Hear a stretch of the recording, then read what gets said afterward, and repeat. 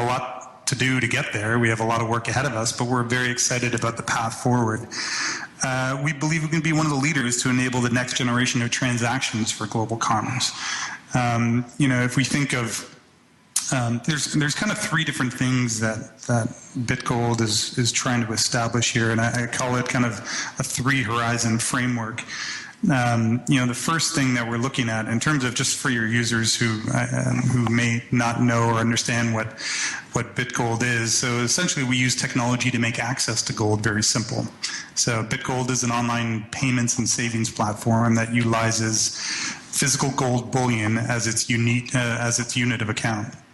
So essentially what we're doing is we're taking the best of the old in terms of money, and that being gold, and the best of the new technology in terms of mobile and cloud connectivity to create a very safe, secure global debit system that allows essentially anyone to efficiently store and exchange value using gold.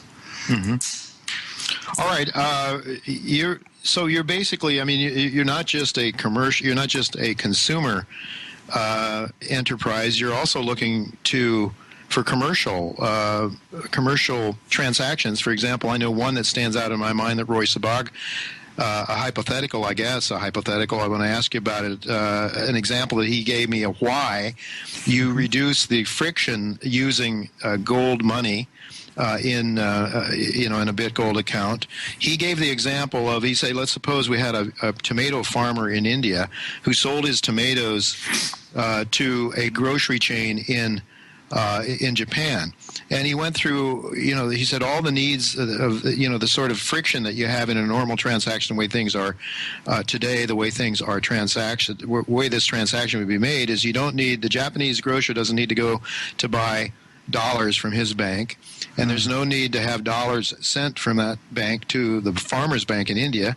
There's no need to take the dollars in India and transfer them into rupees. And there's no need to wait for 2 or 3 days for settlement. So you avoid all of those friction points, I guess. Is that right? And is that sort of commercial transaction something that is possible anytime soon? Yeah, that's a good way of putting it. I mean, I don't know, Jay, either yourself or I'm sure a lot of your listeners at some point or another have had to make an international payment or had to accept an international payment. It's slow, it's cumbersome.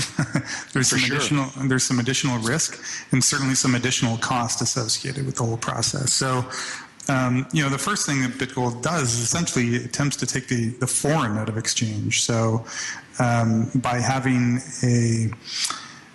essentially a closed-loop system that's backed on one currency, you're using gold as a rail, right? So there's a couple different ways of thinking of BitGold.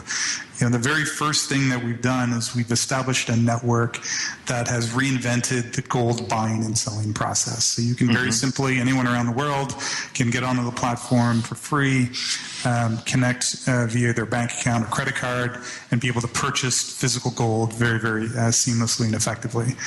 But maybe you don't care about gold. What you're trying to do is you're exchanging value with someone, as you kind of outlined an example there. And that can be a person-to-person transfer. So if you think of person-to-person payments, we're all becoming much more global citizens, right? We either have family abroad or we're traveling abroad, we're doing business more abroad. Person-to-person payments, that's a $600 billion industry that's growing nearly 20% year over year. And there's no kind of clear winner that's in that space. I mean, there's the incumbents of like the Western Unions and MoneyGrams of the world. And there's a lot of newer entrants like the TransferWise and World Remits and Zooms and all these different companies that attempt to create an experience to allow people to be able to move personal payments, but they all kind of sit on top of the central bank stack, right? So they're all kind of attempting to doing the same thing, where you're going from currency X to currency Y, and you're going through a crosshair, so you're having to pay some sort of a foreign exchange spread, and then you're having to pay some sort of a money exchange service. To give you an idea, the average transaction size is about $200 for person-to-person payments, which sounds low, but if you're, say, for instance, a Filipino nanny in North America, and you're looking to send money back to the Philippines, $200 is a month's salary for someone there. Sure. And so the challenge on moving that money, the average cost for all of these services today is about 7 to 8% between the foreign exchange and whatever money exchange service you're using. And the reason why is there's just so many parties involved, right? You've got multiple currencies, you've got multiple banks, you have multiple settlement systems, and an exchange service on top of that. If all I'm really trying to do is exchange value for someone, I mean, I just did it the other day with my sister. I have a sister in Australia, and it was her birthday, so I decided, instead of sending her money through a traditional way, I sent her some gold. And how that worked is I bought gold with Canadian dollars. I send her the value of my gold through the BitGold platform. She can either choose to keep gold, or in this case, maybe she doesn't care about gold. What she cares about is her brother sending her a few $100s. Sure. And so she instantly can sell that gold for Australian dollars and move that back to her bank account. And that entire process, she can receive those funds for 1% and move that back to her cash. You can move gold on our platform from one person to another for free. So in the case of the nanny here, if both sides had gold accounts, BitGold accounts, they could move it. She could make that payment for free. Correct. Okay. And so I'll use another example. I love talking to customers. I think it's fascinating. Almost every day I discover a new use case and how people are using the platform. Probably two of the more interesting ones I've heard recently. One, a guy here in North America, he has his daughter going to private school in London.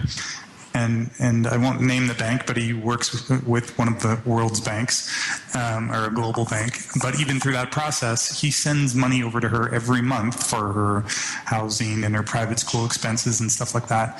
And he gets dinged still 7%, the total landed cost moving money from North America to the UK. He got his daughter to sign up for a BitGold account. He has a BitGold account.